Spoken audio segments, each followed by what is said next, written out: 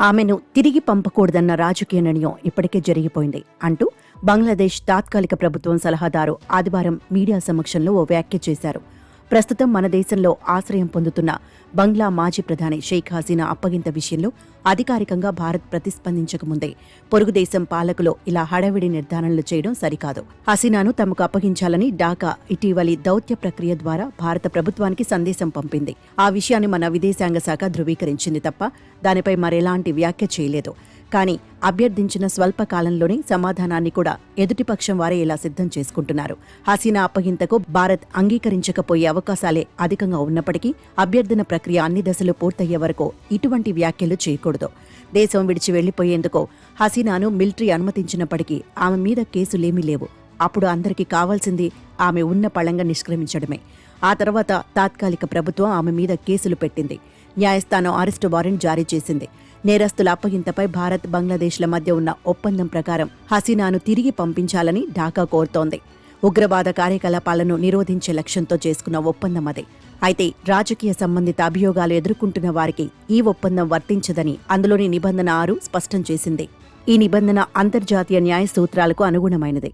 ఐక్యరాజ్య సమితి విశ్వ మానవ హక్కుల ప్రకటన రాజకీయ అభిప్రాయాలు, చర్యల కారణంగా శిక్షను తప్పించుకునేందుకే ఇతర దేశాలలో ఆశ్రయాన్ని కోరేందుకు, పొందేందుకు ప్రతి ఒక్కరికి హక్కు ఉందని విశ్వ మానవ హక్కుల ప్రకటన పేర్కొంది.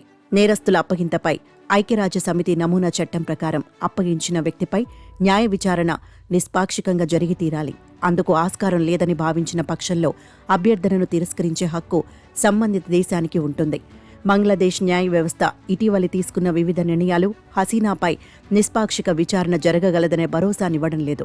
గతంలో అసోంలో తీవ్ర హింసాకాండకు పాల్పడి ఆ తర్వాత బంగ్లాదేశ్లో ఆయుధాలను అక్రమంగా రవాణా చేస్తూ పట్టుబడ్డ వేర్పాటువాద సంస్థ ఉల్ఫా నేత పరేష్ బారువాకు విధించిన మరణశిక్షను యావజ్జీవ శిక్షగా కుదించడం జరిగింది. అలాగే హసీనాపై హత్యాయత్నం కేసులో మరణశిక్షను ఎదుర్కొంటున్న బంగ్లాదేశ్ నేషనలిస్ట్ పార్టీకి చెందిన మాజీ మంత్రి లఫోజమాన్ బాబర్ను ఇటీవలి పూర్తిగా విడిచిపెట్టారు. ఇక మైనార్టీ హిందువుల పక్షాన రంగంలోకి దిగిన చిన్మయ్ కృష్ణదాస్కు బెయిల్ మంజూరు చేసేందుకు న్యాయస్థానం నిరాకరించింది. ఆయన తరపు వాదించేందుకు ఏ న్యాయవాది ముందుకు రావడం లేదన్నది సాకు. ఈ పరిస్థితులలో హసీనాను అప్పగించినా ఆమెపై విచారణ నిష్పాక్షికంగా జరిగేందుకు ఆస్కారం లేదన్నది స్పష్టం.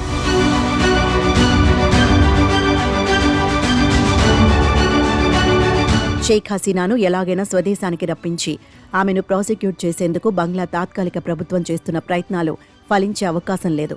అయితే ఆమెను అప్పగించాలన్న ఢాకా అభ్యర్థన భారత్కు దౌత్య పరీక్షగా పరిణమించనున్నది. ఏ కారణం చేతనైనా హసీనాను అప్పగించాలన్న బంగ్లా ప్రభుత్వ డిమాండ్ను అంగీకరించిన పక్షంలో భారత్ విశ్వసనీయతను కోల్పోతుంది. అందుకు భిన్నంగా వ్యవహరిస్తే బంగ్లాలో ఇప్పటికే తీవ్ర స్థాయిలో ఉన్న భారత వ్యతిరేకత మరింత ఉధృతమవుతుంది.